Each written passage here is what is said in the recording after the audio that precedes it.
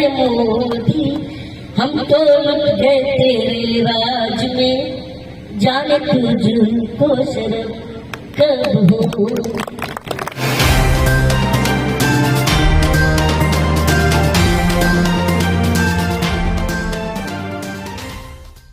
मैं तो ज्यादा नहीं बोलूंगा।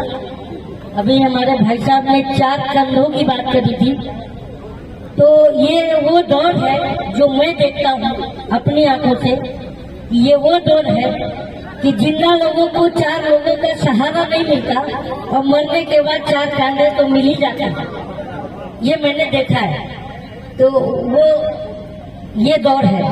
और सबसे बड़ी बात है कि हमने कहीं पढ़ा था कि जिंदा लोग ही आवाज उठाते हैं, वरना मुर्दे तो कहाँ आवाज करते हैं।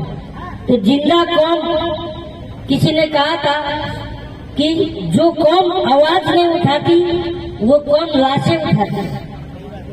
और आज मैं देखता ही रहता हूँ कि जगह जगह दलितों पर, आदिवासियों पर अत्याचार। अभी आपने ही देखा था मध्य प्रदेश में आदिवासी पे नेता ने पेशाब कर दिया था, फिर ऊना में दलितों को गोबर खिलाया था। इस तरह की सरकारें अत्याचार करती हैं।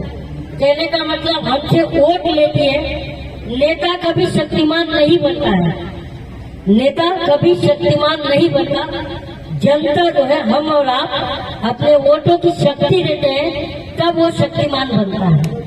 और जब हम वो शक्ति खींच लेते हैं तो उन्हें गली का कोई एक नॉर्मल आदमी भी नहीं पूछता। तो ये हमारी ताकत है। और उस ताकत को हम गलत जगह इस्तेमाल करते हैं, तो वो ताकत को हमारी जो शक्ति जो हम देते हैं, उसी शक्ति का जो है उपयोग जनता पर नेता करता है। तो इसलिए मैं बोलता था कि नेता जो बनना चाहिए वो केपी चौधरी साहब जैसा बनना चाहिए। और लोकसभा में अगर कोई दहाड़े तो मैं समझता हूँ कि केपी चौधरी साहब को दहाड़ना चाहिए। क्योंकि मैंने वो बात देखी कि केपी चौधरी साहब में वो ईमानदारी नेता में बहुत कम मिलती है। बहुत पहले मैं बोलता भी था कि नेता अगर न लेता होता तो भारत विश्व विजेता होता। और मैं सोन चिरैयन की बगियन में बिस्तर डाल के लेता होता। तो जो लेता है वो नेता नहीं होना चाहिए। तो चौधरी साहब जैसा बंदा जो है बहुत मैंने रेयरली देखा, इसलिए मैं इनकी सभा में पहली बार किसी मंच को, पॉलिटिकल मंच को शेयर कर रहा हूँ चौधरी साहब के लिए।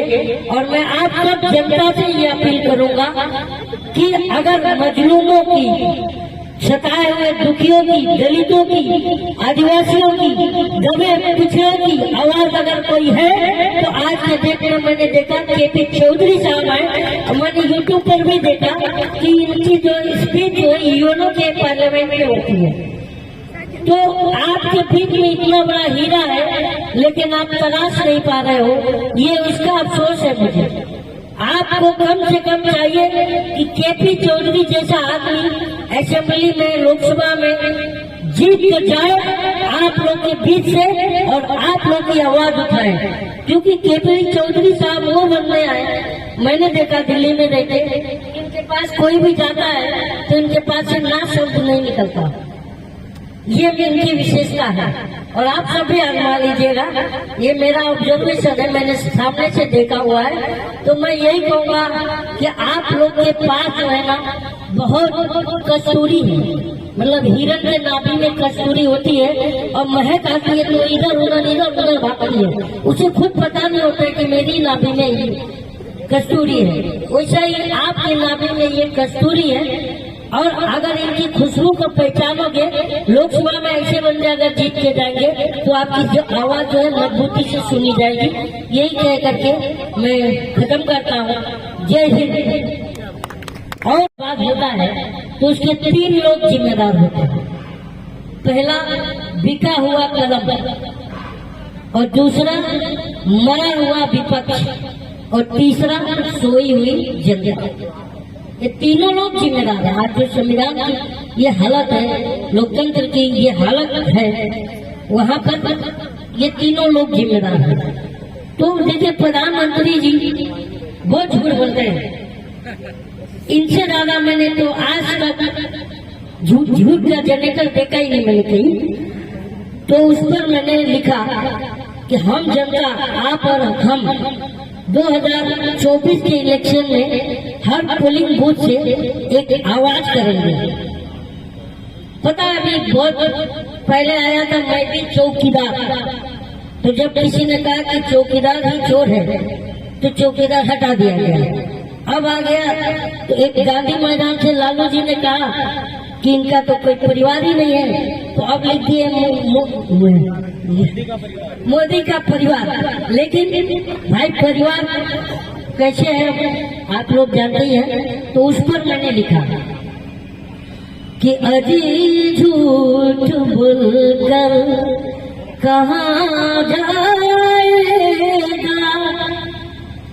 जहाँ जाएगा हमें पाएगा, अजी झूठ बोलकर।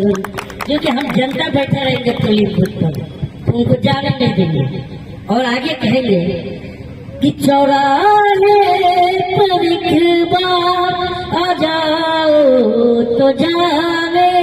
नोटबंदी में किसी ने कहा था चौराहे पर मुझे बुला लेना, तो चौराहे पर एक बार आ जाओ तो जाने, अच्छे दिन हमारे ले आओ तो जाने, 2 करोड़ रोजगार दिलाओ तो जाने, न दंगा फसाद कराओ तो जाने, अजी लाख जुमलों में छुप जाइएगा, अग्निवीर बनाकर न बच पाएगा, अजी झूठ बोलकर।